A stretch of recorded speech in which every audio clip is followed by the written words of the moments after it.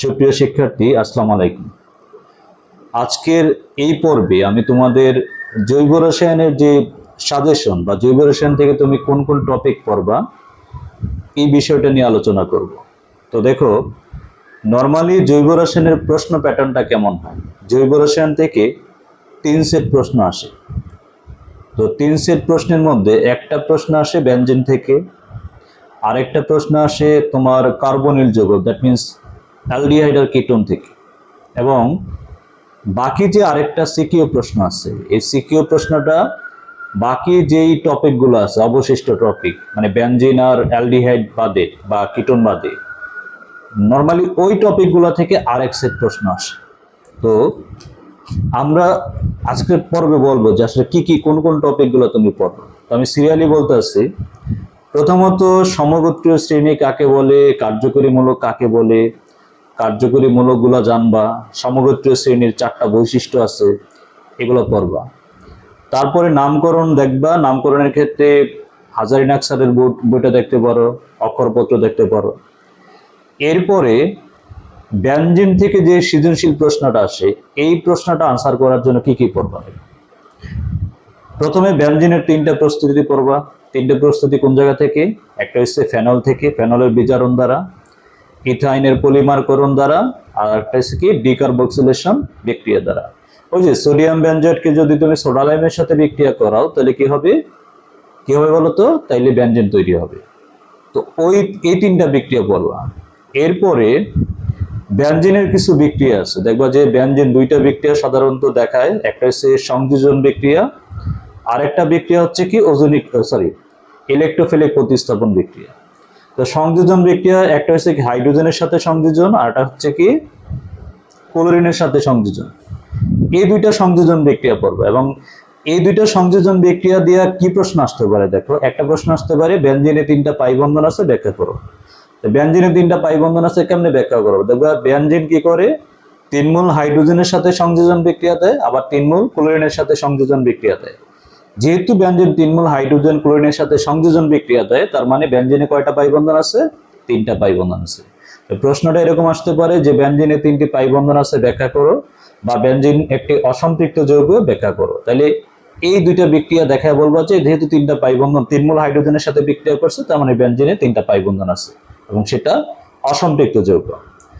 এরপরে ব্যঞ্জনের যে ইলেকট্রোফিলিক প্রতিস্থাপন বিক্রিয়া আছে নাকি, যেমন হ্যালোজেনেশন, ফিডেলক্রাফট অ্যালকাইলেশন, অ্যাসাইলেশন, নাইট্রেশন, আর একটা হচ্ছে কি সালফোনেশন। তো এই যে ব্যঞ্জনের 5টা ইলেকট্রোফিলিক প্রতিস্থাপন বিক্রিয়া আছে, মানে 5টা পর্ব, তার মধ্যে তুমি পড়বা কোনটা? 3টা ভালো করে পড়বে। একটা হচ্ছে হ্যালোজেনেশন, নাইট্রেশন, ফিডেলক্রাফট অ্যালকাইলেশন। এই 3টার মধ্যে সবচেয়ে বেশি কমন হয়েছে, সবচেয়ে বেশি ইম্পর্টেন্ট হচ্ছে কি নাইট্রেশন। নাইট্রেশন বিক্রিয়াটি সবচেয়ে বেশি আসে। এরপরে হচ্ছে ফিডেলক্রাফট অ্যালকাইলেশন নাকি। তো এই 3টা বিক্রিয়া দেখবা, এবং এই বিক্রিয়াগুলো নর্মালি গতে আসে, এবং এই বিক্রিয়াগুলোর কিন্তু মেকানিজম আসে পরীক্ষায়, কিন্তু মেকানিজম আসবে 3 মার্কের জন্য নাকি। তো মেকানিজম গুলা দেখবা। এরপরে ব্যঞ্জনের যে বহু প্রতিস্থাপন বিক্রিয়া, অর্থপ্যারা নির্দেশক, মেটা নির্দেশক, বা ব্যঞ্জন বলয় সক্রিয়কারীমূলক, ব্যঞ্জন বলয় নিষ্ক্রিয়কারীমূলক, এই বিষয়গুলো কিন্তু পরীক্ষায় থাকবেই 4 মার্কের জন্য। ঠিক আছে? যেমন ধরো 3টা যৌগ দিল, টোলোইন, বেনজিন, নাইট্রোবেনজিন। বললো এই 3টা যৌগের মধ্যে ইলেকট্রোফিলিক প্রতিস্থাপন বিক্রিয়ায় কোন যৌগটার সক্রিয়তা কত বেশি হবে, বা এরকম বলতে পারে সক্রিয়তার তুলনা করো। সক্রিয়তার তুলনা কেমনে করবা? ওই যে আমরা বলছিলাম ব্যঞ্জনের সাথে কোন একটা মূলক যদি থাকে ব্যঞ্জন বলয়ের ভিতরে ইলেকট্রন ঘনত্ব বাড়ায়, তাহলে সেই যৌগটার সক্রিয়তা কি হবে? ব্যঞ্জন থেকে বেশি হবে। আবার কোন একটা মূলক যদি মনে করো ব্যঞ্জন বলয় থেকে ইলেকট্রন ঘনত্ব টেনে নেয় তার নিজের দিকে, ব্যঞ্জন বলয় ইলেকট্রন ঘনত্ব কমায়, তাহলে তার সক্রিয়তা কি হবে? ব্যঞ্জন থেকে কম হবে। তো এখানে আমরা যে রেজোনেন্সের মাধ্যমে দেখাইছিলাম, যে রেজোনেন্সের মাধ্যমে তোমার দেখাইতে হবে যে কার সক্রিয়তা বেশি, কার সক্রিয়তা কম, এবং কে ইলেকট্রন ঘনত্ব ব্যঞ্জন বলয় বাড়াইতেছে, কে ইলেকট্রন ঘনত্বটা কমাইতেছে নাকি। এই বিষয়গুলো দেখতে হবে। এবং এখান থেকে প্রশ্নটা 2 রকম আসতে পারে। একটা হচ্ছে 2-3টা যৌগ দিতে পারে, বলতে পারে ইলেকট্রোফিলিক প্রতিস্থাপন বিক্রিয়ায় এই 3টা যৌগের মধ্যে বা এই 2টা যৌগের মধ্যে সক্রিয়তার তুলনা করো, বা কে বেশি সক্রিয়, কে কম সক্রিয় নাকি। আবার প্রশ্নটা এরকমও হইতে পারে যে ধরো তোমার টোলোইন, বললো যে টুলুইনের ইলেকট্রোফিলিক প্রতিস্থাপন বিক্রিয়ায় একাধিক উৎপাদ উৎপন্ন হয় কেন, বা একাধিক উৎপাদ পাওয়া যায় কেন? কারণটা হচ্ছে টুলুইনের ক্ষেত্রে এই CH3 মূলকটা কিন্তু বেনজিন বলয়ের অর্থ আর প্যারা অবস্থানে ইলেকট্রন ঘনত্ব বাড়ায়, ঠিক না? এখন এই টুলুইনকে তুমি যখন নাইট্রেশন করবা, আরেকবার ইলেকট্রোফিলিক প্রতিস্থাপন বিক্রিয়া ঘটাইবা, তাহলে ইলেকট্রোফাইলটা কোন জায়গায় যুক্ত হবে? ইলেকট্রোফাইলটা কিন্তু তোমার অর্থ আর প্যারা অবস্থানে যুক্ত হবে। তার মানে কি, একবার অর্থনাইট্রোটুলুইন হবে আর একটা প্যারানাইট্রোটুলুইন হবে। তো এইটাও কিন্তু তুমি ওই রেজোনেন্সের মাধ্যমে ব্যাখ্যা দিবা। রেজোনেন্সটা দেখাইবা, দেখায় বলবো যে এখানে অর্থ আর প্যারা অবস্থানে ইলেকট্রন ঘনত্ব যেহেতু বাড়াইতেছে, তার মানে বেনজিনে এই তোমার যে ইলেকট্রোফাইলটা যুক্ত হবে, সরি বেনজিনে না, টুলুইনে যে ইলেকট্রোফাইলটা যুক্ত হবে, সেই ইলেকট্রোফাইলটা কোথায় যুক্ত হবে? একটা অর্থ অবস্থানে আর একটা হচ্ছে প্যারা অবস্থানে, ঠিক আছে? তো এইভাবে তোমার এই ব্যাখ্যাগুলো কিন্তু দিতে হবে, এবং এখানে খুব ইম্পর্টেন্ট তোমার রেজোনেন্সটা দেখাইতে হবে। রেজোনেন্স না দেখাইলে কিন্তু মার্ক তত বেশি পাইবা না, ঠিক আছে? তো বেনজিন থেকে এই প্রশ্নগুলো আসতে পারে। এরপরে বেনজিনের থেকে দেখবা যে বেনজিনকে আমরা যদি আবার ধরো বেনজিন থেকে আমরা কি তৈরি করতে পারি? টুলুইন তৈরি করতে পারি ফিডেলক্রাফট অ্যালকাইলেশন দ্বারা। আবার বেনজিন থেকে আমরা কি কিন্তু নাইট্রোবেনজিন তৈরি করতে পারি। আবার নাইট্রোবেনজিনে বিজারিত করলে কি হবে? এনিলিন তৈরি হবে। তো এই বিক্রিয়াগুলো দেখবা। আরেকটা ব্যাপার, বেনজিনের সাথে কিন্তু টুলুইনও থাকতে পারে। টুলুইনের কিছু বিক্রিয়া আছে, দেখবা যে টুলুইনের তীব্রজারণ বিক্রিয়া। টুলুইনকে যদি আমরা তীব্রজারিত করি তাহলে কি হবে? Benzoic acid. আবার টুলুইনকে যদি মৃদুজারিত করি, যে এটাকে বলে ইটার্ড বিক্রিয়া, মৃদুজারক ক্রোমাইল ক্লোরাইড দ্বারা যদি জারিত করি কার্বন টেট্রাক্লোরাইডের উপস্থিতিতে, তাহলে সেক্ষেত্রে কিন্তু বেনজালডিহাইড হয়। মানে বিষয়টা সেরকম, টুলুইনের পূর্ণ জারণে বা শক্তিশালী জারক দিয়ে জারিত করলে হবে বেনজোইক অ্যাসিড, আর আংশিক জারিত করলে, যেটা ইটার বিক্রিয়া আমি দেখাইছিলাম, এই আংশিক জারিত করলে হবে বেনজালডিহাইড। এই দুইটা বিক্রিয়া দেখতে হবে। তারপরে টুলুইনের যে পার্শ্ব শিকলের বিক্রিয়া আছে, হ্যালোজেনেশন মানে ক্লোরিনেশন। টুলুইনের সাথে যদি আমরা ওই যে সূর্যের আলোর উপস্থিতিতে বা ফুটন্ত টুলুইনকে যদি আমরা ক্লোরিনের সাথে বিক্রিয়া করাই, তাহলে কি হবে? ওই যে CH3 যে মূলকটা আছে টুলুইনের, ওইখান থেকে একটা করে হাইড্রোজেন সরাবে, একটা করে ওইখানে ক্লোরিন যুক্ত হবে। তো এখান থেকে কি হবে? বেনজয়েল ক্লোরাইড হবে, বেনজাল ক্লোরাইড হবে, বেনজো ক্লোরাইড হবে। এই বিক্রিয়াগুলো অনেক বেশি ইম্পর্টেন্ট, এবং এই বিক্রিয়াগুলো ভালো করে পড়তে হবে কিন্তু, ঠিক আছে? তো টুলুইনের এই বিষয়গুলো দেখবা। আবার টুলুইনের কিছু প্রস্তুতি আছে, এটা আমরা জানি যে বেনজিনকে যদি ফিডেলক্রাফট অ্যালকাইলেশন ঘটায় তাহলে কি হয়? টুলুইন তৈরি হয়। আবার ওর্টস-ফিটিক বিক্রিয়া দ্বারা টুলুইন তৈরি করা যায়। এবং আরেকটা বিক্রিয়া খুব কমন, সেটা হচ্ছে ক্লেমেনসন বিজারণ। যদি আমরা বেনজালডিহাইডকে ক্লেমেনসন বিজারিত করি, মানে কি বলে এটাকে, জিঙ্ক অ্যামালগাম আর গাঢ় হাইড্রোক্লোরিক অ্যাসিড দ্বারা বিজারিত করি, তাহলে কি উৎপন্ন হবে? টুলুইন উৎপন্ন হবে। তো এই বিষয়গুলো দেখবা। এরপরে তার মানে বেনজিন গেল, বেনজিন থেকে অ্যাকসেপ্ট প্রশ্ন। ও আরেকটা বিষয়, বেনজিনের জন্য আরো কিছু বিষয় দেখতে পারে, সেটা হচ্ছে হাকেল নিয়ম। হাকেল সংযোগ যে ইলেকট্রন থাকে, যেমন তোমার প্রশ্ন আসতে পারে বেনজিন একটি অ্যারোমেটিক যৌগ ব্যাখ্যা করো। কেমনে লিখবা? বেনজিন একটা চাক্রিক যৌগ, এবং চক্রে কয়টা পরমাণু আছে? 6টা কার্বন পরমাণু আছে নাকি? বা চক্র গঠনকারী পরমাণুর সংখ্যা কত? 6।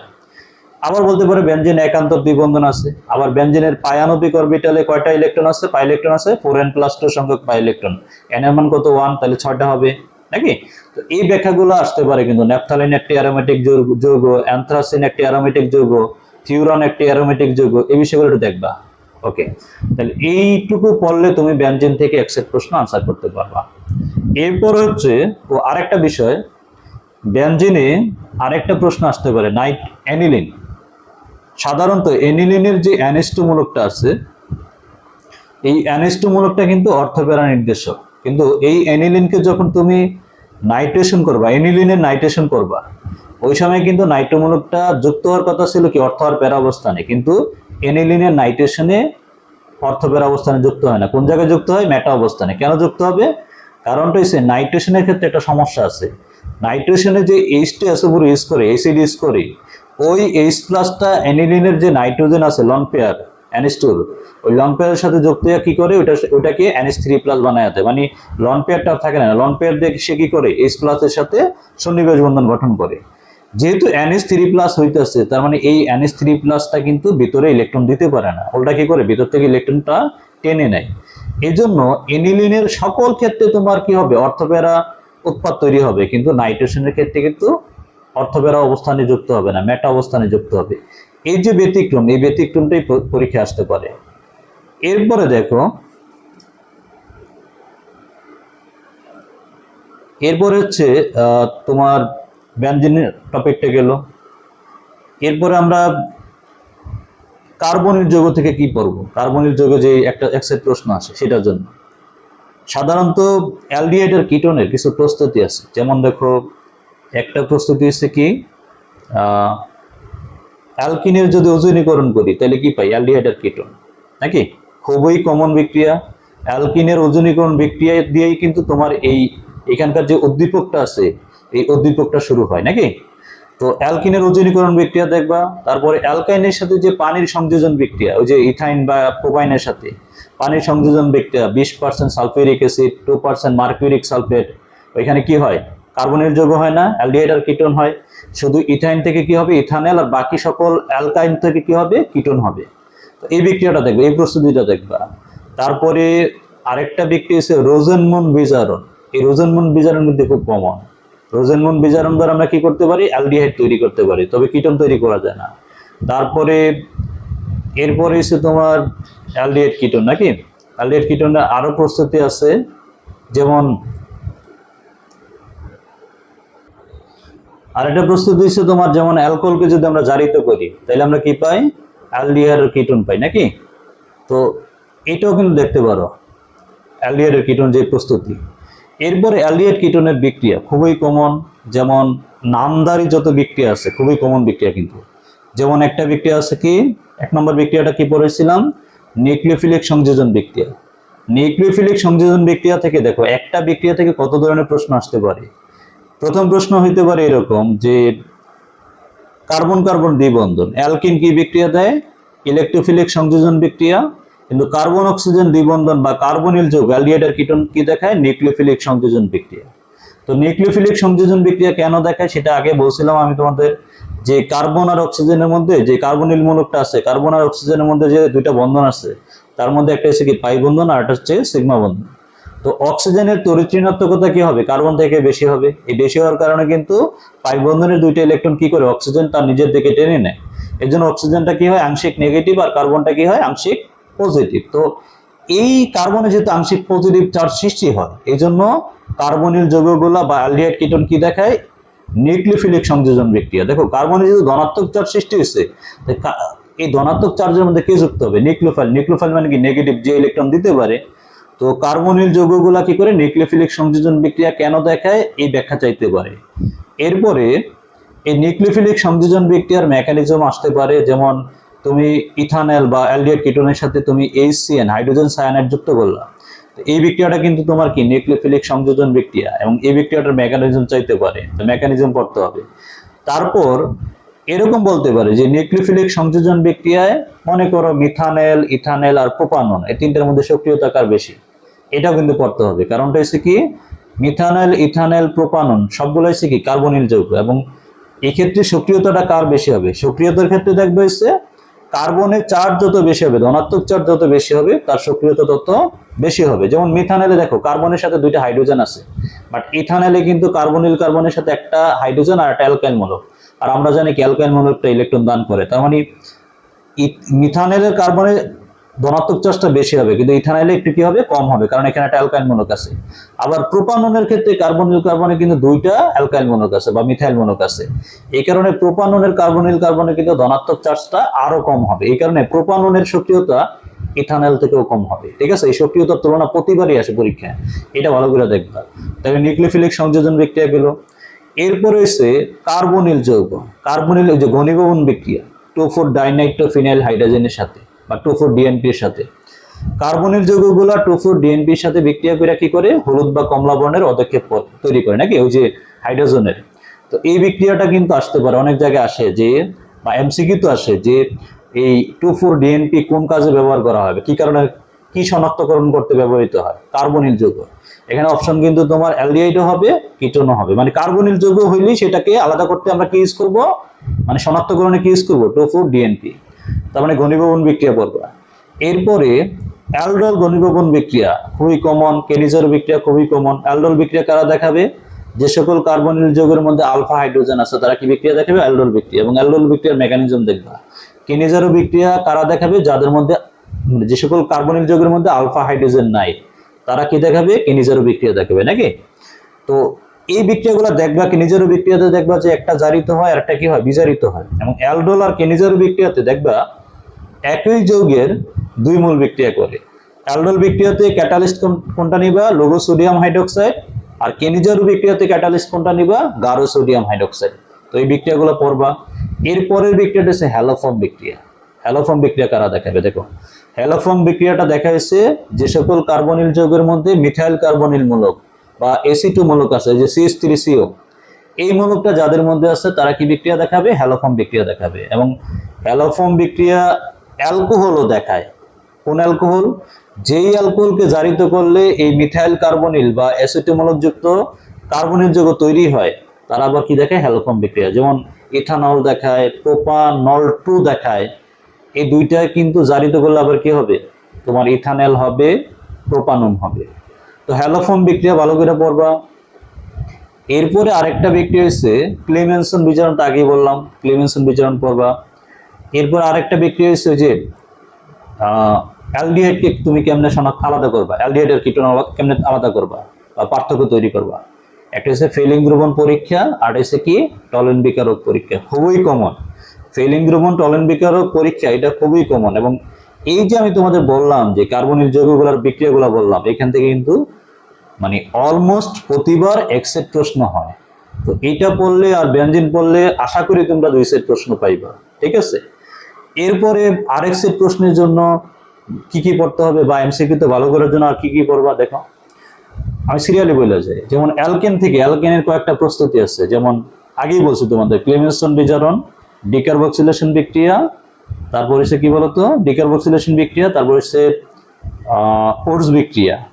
এবং আরেকটা বিক্রিয়া প্রস্তুতি পড়তে পারো যে গ্রিগনার বিকারককে যদি পানি দ্বারা আদ্র বিশ্লেষণ করি তাহলে কি হবে? অ্যালকেন তৈরি হবে। তো অ্যালকেন এইটুকু পড়লেই হবে। এরপর আসি আমরা অ্যালকিনে কি পড়বো দেখো, অ্যালকিনে পড়বা প্রস্তুতিগুলোর মধ্যে পড়বো হচ্ছে ইথাইন বা অ্যালকাইন থেকে যে অ্যালকিন তৈরি করে, যে প্যালাডিয়াম আর বেরিয়াম সালফেটের উপস্থিতিতে আমরা যদি অ্যালকাইনের সাথে হাইড্রোজেন সংযোজন বিক্রিয়া ঘটাই তাহলে কি অ্যালকিন হবে না? এই বিক্রিয়াটা দেখতে পারো। তারপরে আমরা অ্যালকাইল হ্যালাইডের সাথে পটাশিয়াম হাইড্রোক্সাইড বা সোডিয়াম হাইড্রোক্সাইড যদি অ্যালকোহলিক নিই তাহলে কি হবে? যে E1 আর E2 বিক্রিয়া দ্বারা কি হবে? অ্যালকিন তৈরি হবে, এটা দেখতে পারো। তারপর ইথানলকে যদি আমরা নিরোধিত করি, মানে পানি অপসারণ করি ইথানল থেকে গাঢ় H2SO4 দিয়া, তাহলে সেক্ষেত্রে কি হবে? অ্যালকিন তৈরি হবে, এই বিক্রিয়াটা দেখতে পারো। তো এই 3টা বিক্রিয়া পড়লেই হবে প্রস্তুতি। এবং বিক্রিয়াগুলোর মধ্যে অ্যালকিনের মধ্যে কি বিক্রিয়া করবা, একটা হচ্ছে অ্যালকিনের যে মার্কোনিকভ নিয়ম, এটা খুবই কমন।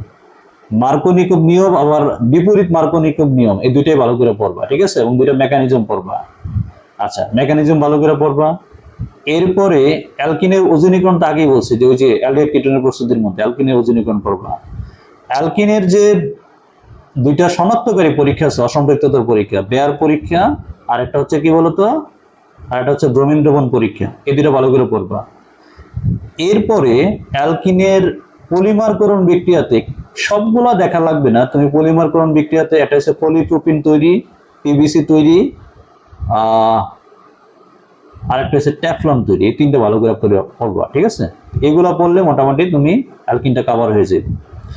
এরপরে এসে আমরা অ্যালকাইনের ক্ষেত্রে একটা প্রস্তুতি হচ্ছে ক্যালসিয়াম কার্বাইড থেকে। ক্যালসিয়াম কার্বাইডকে যদি আমরা পানি দ্বারা আদ্র বিশ্লেষিত করি তাহলে কি হবে? ইথাইন হবে আর ক্যালসিয়াম হাইড্রোক্সাইড হবে, এই বিক্রিয়াটা দেখবা প্রস্তুতি। তারপরে অ্যালকাইনের আর কি প্রস্তুতি আছে, এরপরে আসলে প্রস্তুতি এরকম কমন নাই। অ্যালকাইনের বিক্রিয়া দেখতে পারো। অ্যালকাইনের বিক্রিয়ার ক্ষেত্রে প্রতিস্থাপনের বিক্রিয়া আছে একটা, যে প্রতিস্থাপন বিক্রিয়া, এটা সোডিয়াম ধাতুর সাথে বিক্রিয়া, আর একটা হচ্ছে কি, আর দুইটা বিক্রিয়া হচ্ছে কি অ্যামোনিয়া মিশ্রিত যে ডায়ামিন সিলভার 1 ক্লোরাইড বা ডায়ামিন Q+1 ক্লোরাইডের সাথে যে বিক্রিয়াগুলো আছে, প্রতিস্থাপন বিক্রিয়াটা, এই বিক্রিয়াটা দেখবা। মানে এই বিক্রিয়াগুলো আসলে কারা দেয়? যে সকল অ্যালকাইনের মধ্যে অম্লধর্মী হাইড্রোজেন আছে।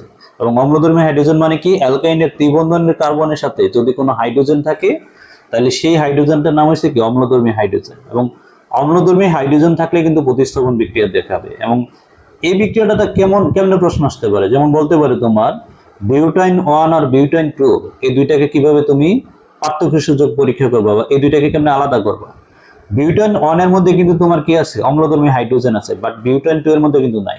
তাহলে কি এই বিউটেন 1টা এসে কি এই বিক্রিয়াগুলো দেখাবে, যেমন সোডিয়াম ধাতুর সাথে বিক্রিয়া করে কি হবে, হাইড্রোজেন গ্যাসের বুদবুদ তৈরি করবে, বাট বিউটেন 2 কিন্তু এই বিক্রিয়াটা দেখাবে না। তাহলে এই তিনটা বিক্রিয়া দ্বারা আমরা কি করতে পারি, যেটার মধ্যে অম্লধর্মী হাইড্রোজেন আছে আর যেটার মধ্যে নাই, এই দুটোর মধ্যে পার্থক্য তৈরি করতে পারি। এই বিক্রিয়াগুলো দেখবা। আরেকটা প্রশ্ন অ্যালকাইন থেকে খুব কমন, সেটা হচ্ছে যদি বলে যে ইথাইন অম্লধর্মী কেন ব্যাখ্যা করো, প্রোপাইন অম্লধর্মী কেন ব্যাখ্যা করো, এই প্রশ্নটা আসতে পারে। কিন্তু এই ক্ষেত্রে তোমার কি করতে হবে, ওই যে ইথাইনের বা প্রোপাইনের যে কার্বন আছে, কার্বনে sp সংকরণ ঘটে, আর sp সংকরণ ঘটার কারণে সেখানে এস চরিত্রের পরিমাণটা কম থাকে। এস এর পরিমাণ কম থাকার কারণে এই sp সংকর অরবিটালের আকারটা ছোট হয়, আর ছোট হওয়ার কারণে এই যে কার্বন হাইড্রোজেন যে বন্ধনটা আছে, বন্ধনের দুইটা ইলেকট্রন কার্বন নিউক্লিয়াসের কাছাকাছি অবস্থান করে। কাছাকাছি অবস্থান করার কারণে কার্বন নিউক্লিয়াস ওই বন্ধনের দুইটা ইলেকট্রনকে অধিক বল দ্বারা তার নিজের দিকে আকৃষ্ট করে, যার কারণে এখান থেকে হাইড্রোজেনটা সহজে H+ হিসেবে অপসারিত হয়, যার কারণে আমরা বলতে পারি কি ইথাইন বা প্রোপাইন হচ্ছে কি অম্লধর্মী। ঠিক আছে, তো এগুলো দেখবা। এরপরে অ্যালকাইনের পরে হচ্ছে অ্যালকাইল হ্যালাইড, খুবই কমন। অ্যালকাইল হ্যালাইডও কিন্তু কমন, মানে তুমি যদি বলো বেনজিন আর আরেকটা কি বেনজিন আর কার্বনিল যৌগ, এরপরে সবচেয়ে বেশি কমন হচ্ছে অ্যালকাইল হ্যালাইড। অ্যালকাইল হ্যালাইড থেকে তুমি কি কি পড়বা দেখো, এটা হচ্ছে SN1 বিক্রিয়া আর এটা হচ্ছে কি SN2 বিক্রিয়া। E1 E2 বিক্রিয়া তত বেশি কমন না, তুমি SN1 SN2 বিক্রিয়া ভালো করে বললে হবে, যদি মন চাই E1 E2 বিক্রিয়া দেখতে পারো। আর আরেকটা ইম্পর্টেন্ট টপিক আছে এখানে, সেটা হচ্ছে সাইজেফ নিয়ম। ওই যে মানে সেকেন্ডারি অ্যালকোহল বা সেকেন্ডারি অ্যালকাইল হ্যালাইডের ক্ষেত্রে তুমি কোন মানে পাশের যে দুইটা কার্বন আছে, দুইটা কার্বনে তো হাইড্রোজেন থাকে, কোন কার্বন থেকে হাইড্রোজেনটা অপসারিত করবা, এই যে পটাশিয়াম হাইড্রোক্সাইডের সাথে নিলে বা গাঢ় স্টেসোফোরের সাথে নিলে, এই সাইজেফ নিয়ম ভালো করে পড়বা।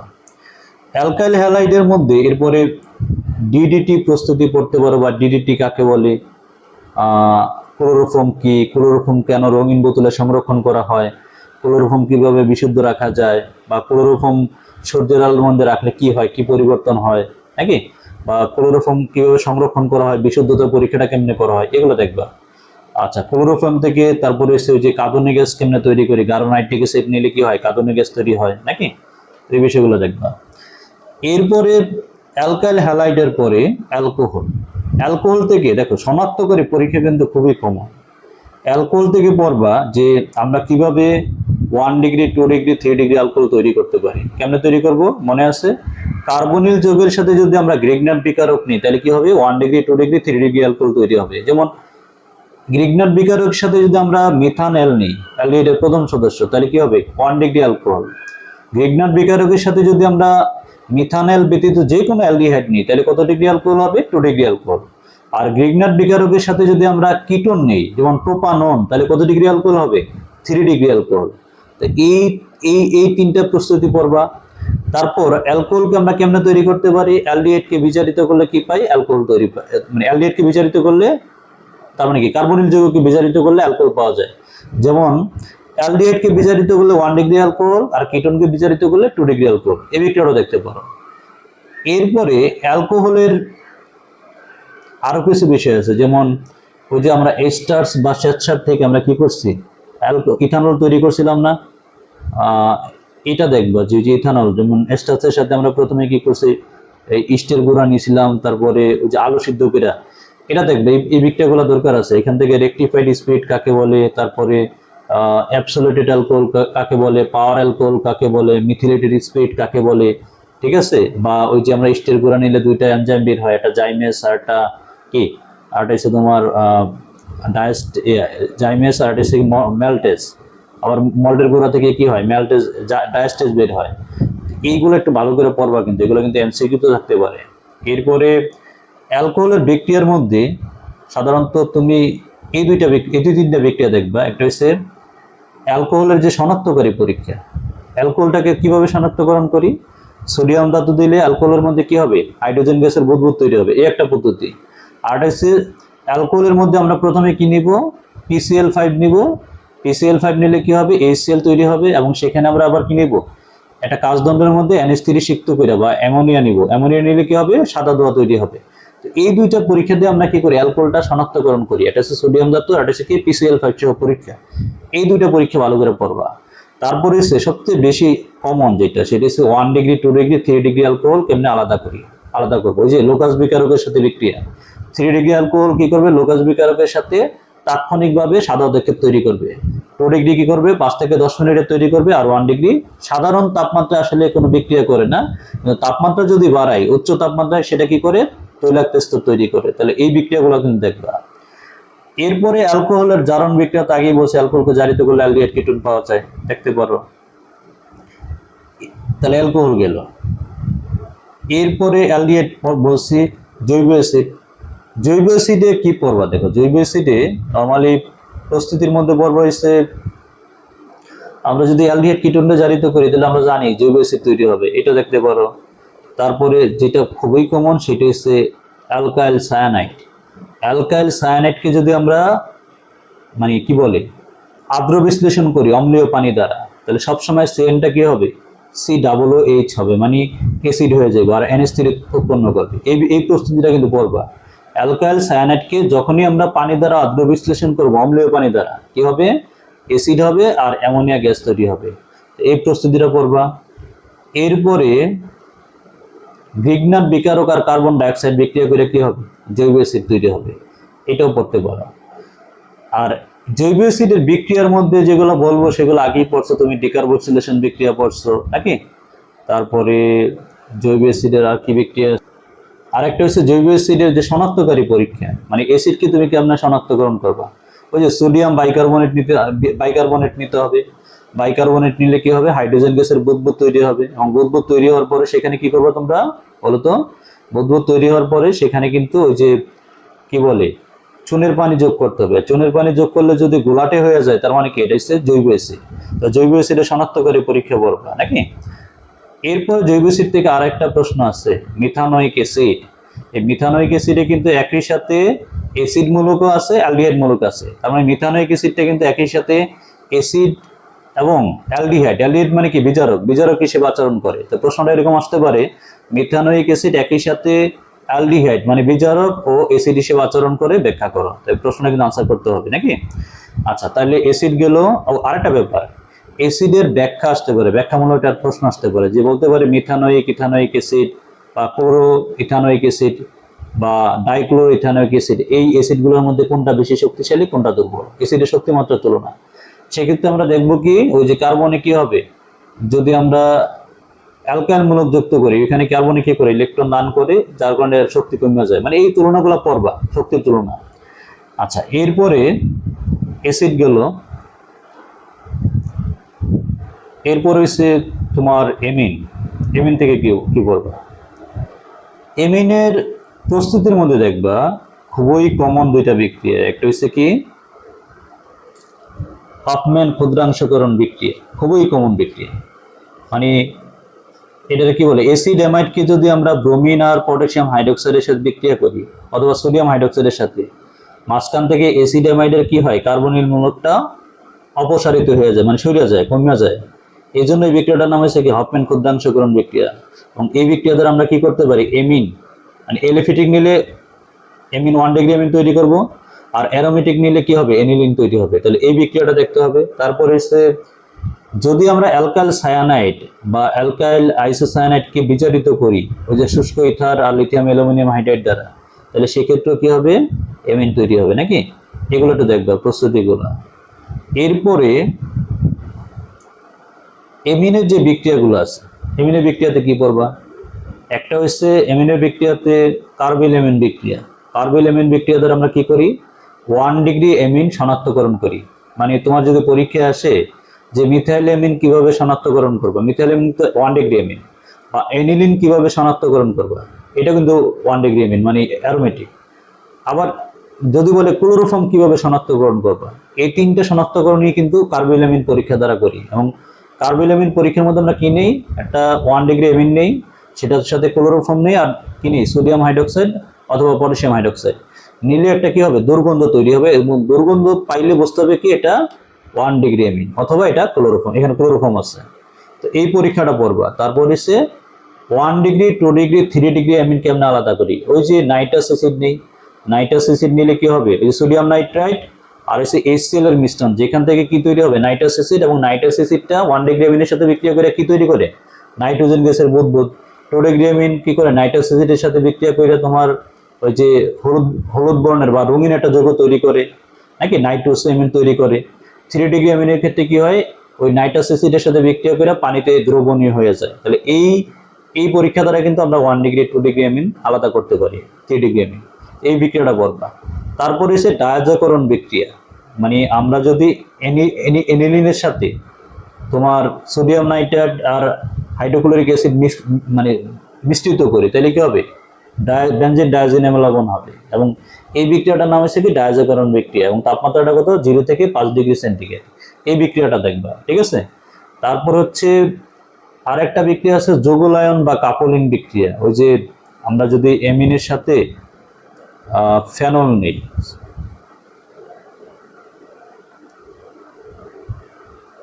সরি এটা এখানে না, এটা হচ্ছে বেনজিন ডায়াজিনাম লবণের বিক্রিয়া। আচ্ছা, এরপরে আমরা বেনজিন ডায়াজিনাম লবণ ও অ্যামিন থেকে আরো কিছু প্রশ্ন আছে। সেটা হচ্ছে মিথাইলেমিন, ডাইমিথাইলেমিন, ট্রাইমিথাইলেমিন বা অ্যামোনিয়া, এনিলিন। এই যে 5টা যৌগ আছে, 5টা যৌগের মধ্যে কার ক্ষারধর্মিতা বেশি বা কোনটা বেশি শক্তিশালী কার, এরকম প্রশ্ন কিন্তু আসতে পারে। তাইলে কিন্তু তোমার এই ব্যাখ্যাগুলো লিখতে হবে। যেমন একটা প্রশ্ন আসতে পারে, অ্যামোনিয়া আর এনিলিনের মধ্যে কোনটা বেশি ক্ষারধর্মী।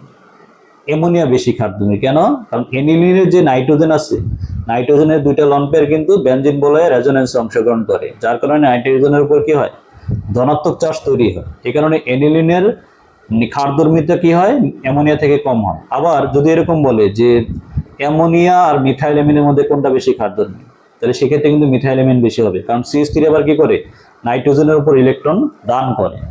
এই কারণে তোমার ওই মিথাইলেমিনের ক্ষারধর্মিতা কি হবে, অ্যামোনিয়া থেকে বেশি হবে। আবার ডাইমিথাইলেমিন আরো বেশি হবে। তো এই ব্যাখ্যাগুলো পড়বা, নাকি ক্ষারধর্মিতার যে তুলনা আছে, তুলনাটা পড়বা। এরপরে বেনজিন ডায়াজিনাম লবণের যে বিক্রিয়াগুলো পড়বে, একটা হচ্ছে বেনজিন ডায়াজিনাম লবণকে যদি আমরা পানি দ্বারা আদ্র বিশ্লেষণ করি, তাহলে কি উৎপন্ন হবে, 40 ডিগ্রি সেন্টিগ্রেডে অম্লীয় পানি দ্বারা ফেনল উৎপন্ন হবে। এই বিক্রিয়াটা দেখতে পারো। তারপরে হচ্ছে স্যানমেয়ার বিক্রিয়া, ওই যে বেনজিন ডায়াজিনাম ক্লোরাইডের সাথে আমরা কি নিব, কিউপ্রাস ক্লোরাইড বা কিউপ্রাস ব্রোমাইড, HCl বা HBr এর উপস্থিতিতে, তো এখান থেকে কি হবে, ক্লোরোবেনজিন বা ব্রোমোবেনজিন তৈরি হবে। এই স্যানমেয়ার বিক্রিয়াটা দেখবা।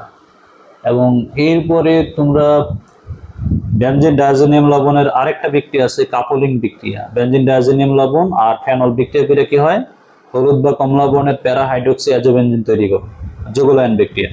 এই বিক্রিয়াটা দেখবা। এরপর খেয়াল করো যে আমাদের বেনজিন ডায়াজিনাম লবণ গেল, এরপর হচ্ছে ফেনল।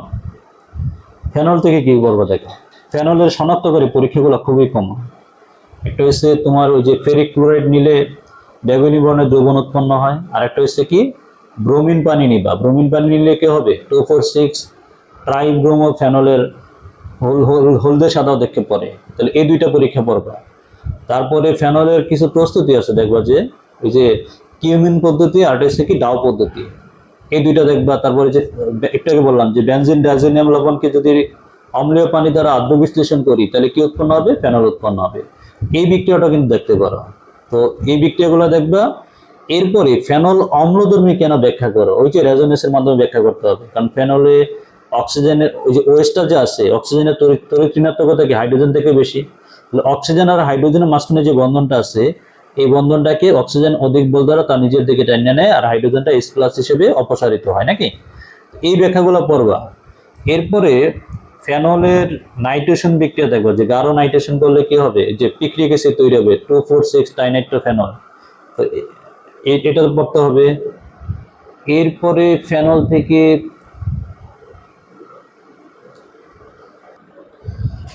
ফেনলের কোপ বিক্রিয়া, রাইমার-টাইমেন বিক্রিয়া দেখতে পারো। তো ফেনল এখানে শেষ। এরপরে দেখবা যে কিছু যৌগ আছে, যেমন গ্লিসারিন। গ্লিসারিন প্রস্তুতি দেখতে পারো, কিন্তু গ্লিসারিনের যে শনাক্তকরণ পরীক্ষা, ওই যে অ্যাক্রিলিন বাষ্প পরীক্ষা, এই শনাক্তকরণ পরীক্ষাটা কিন্তু খুব কমন। এরপরে তোমার নাইট্রোগ্লিসারিন প্রস্তুতি দেখবা, TNT প্রস্তুতি দেখবা, এগুলোর ব্যবহারগুলো একটু দেখবা, MCQতে আসতে পারে। তারপরে ডেটল প্রস্তুতি দেখবা, ডেটলের ব্যবহার দেখবা। তারপর প্যারাসিটামল প্রস্তুতি দেখবা, নাকি। প্যারাসিটামল প্রস্তুতি পড়বা। আর লাস্টে এই বিষয়গুলো আসলে অনেক বেশি কমন, এগুলো পড়লে মোটামুটি তোমরা আনসার করতে পারবে পরীক্ষায়।